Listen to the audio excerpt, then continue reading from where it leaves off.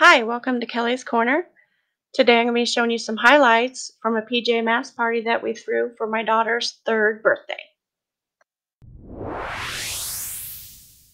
I did a comic book style invite. There are a lot of these out there, but I just tweaked it until I got it the way that I want it. At the time that I threw the party, I couldn't find the background that I wanted, so I decided to try to make it myself. I used blue and yellow streamers. I did some buildings out of construction paper. For those, I just went ahead and I chose the colored paper, and then I painted the black around to make the windows. And then I did the smash, kapow, and bam, also out of construction paper, and just outlined them with a heavy black marker. I made a few more of these that I put around the house. For the banner, I used cardstock paper. It's a little bit brighter than construction paper. It also holds up better. I used a polka dot stamp for the background, and then it just really just layered it. And again, I went around all the edges with a big black marker. I also did her name to resemble each of the characters.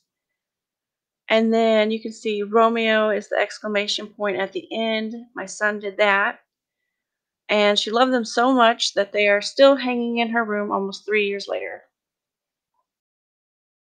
We made a PJ Masks headquarters for the table out of cardboard, construction paper, and tape. It was actually pretty easy for a pretty cool decoration. These are the gift bags that we did. We just printed out the faces and then we did all the names by hand. We did a blue, red, and green punch that we froze into different shaped ice cubes, and then we layered them in the punch bowl. My mother-in-law brought some cake pops with some cute cutouts on the bottom.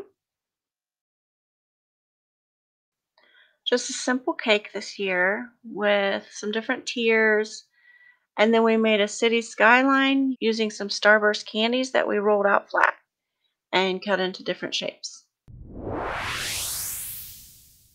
Happy birthday to you. Happy birthday to you.